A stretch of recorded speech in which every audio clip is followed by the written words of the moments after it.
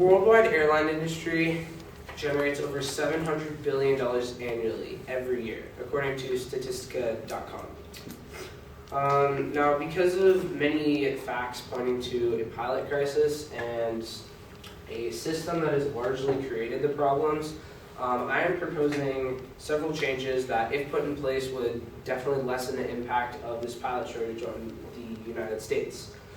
So first, I want to just kind of clearly define the problem again and just reiterate what I went over in my informative speech. So according to Aviation Week magazine, there are going to be 20,000 cockpit seats opening up in the next 7 years due to huge numbers of retirements every year. Nathan Apodaca of SkyWest Airlines told me that the regional airlines have been losing their captains to the major airlines just more and more every year.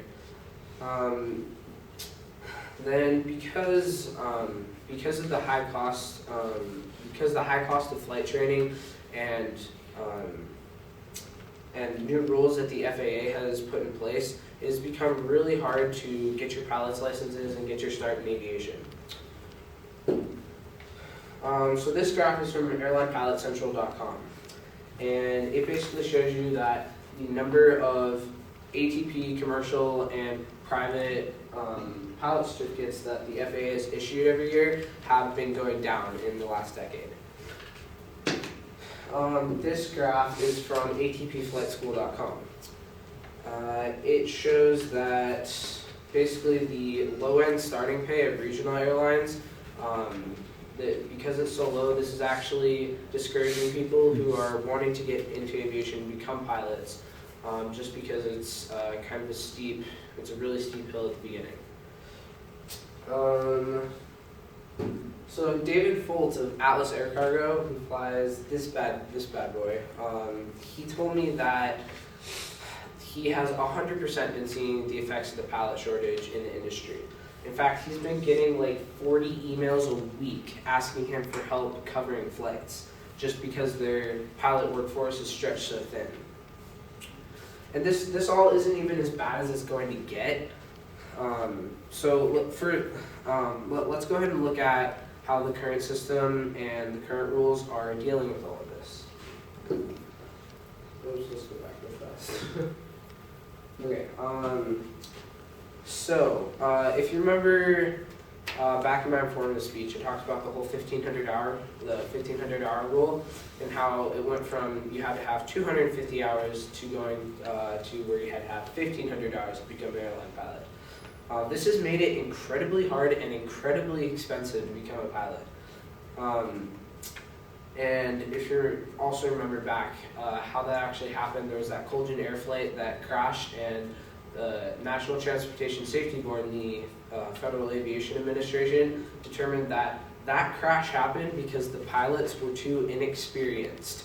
So that's why they decided to raise the minimum number of hours by a factor of 6.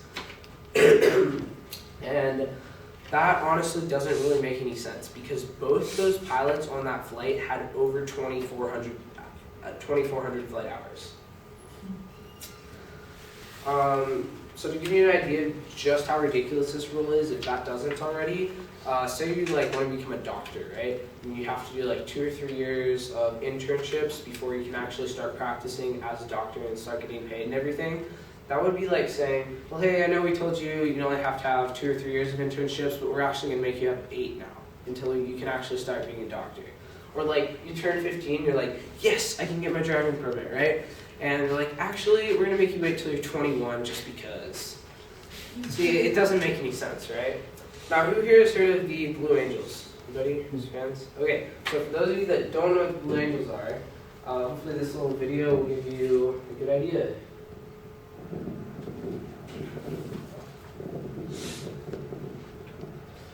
So F-18 Hornets, very powerful military jets.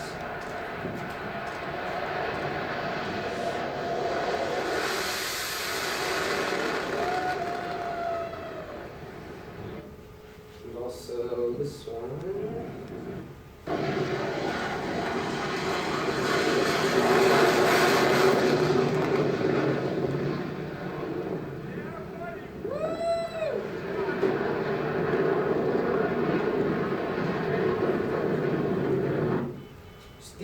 are the U.S. Navy Blue Angels. They are the Navy's aerial demonstration team, and they represent the best of U.S. Navy fighter pilots.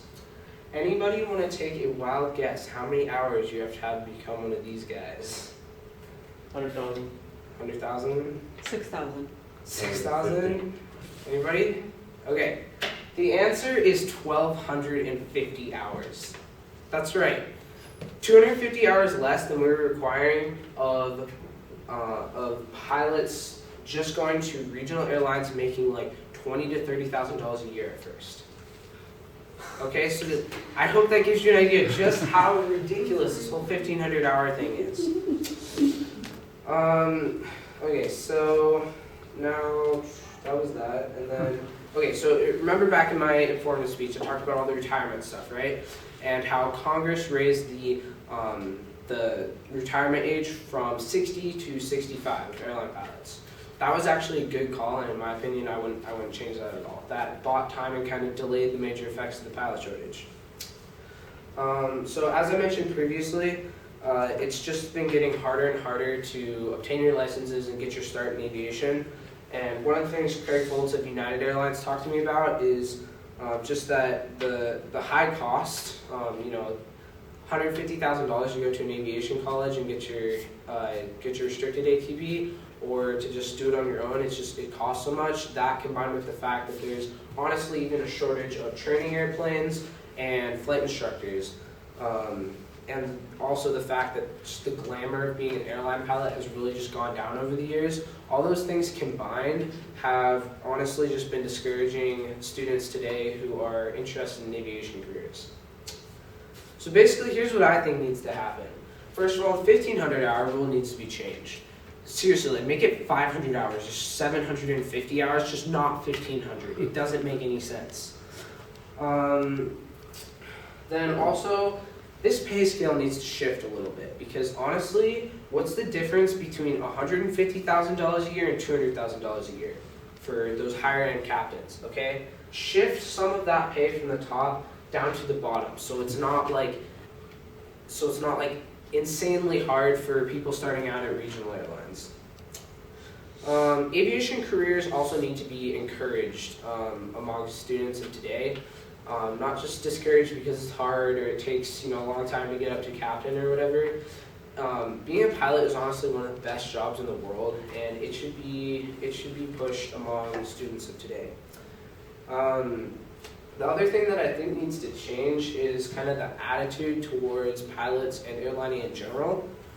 The joke used to be that airline pilots are just one step below astronauts. Now the joke is that airline pilots are just one step above bus drivers. And, well, yeah, it's funny, but it's not really true. And just like airlining in general, like everybody flies on an airliner today, right? It's become an everyday occurrence, and it's not really that exciting anymore.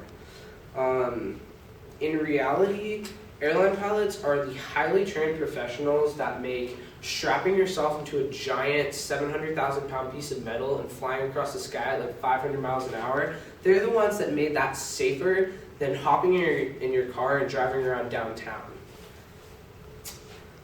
So flying in an airplane is a big deal, and these are the guys that make it safe.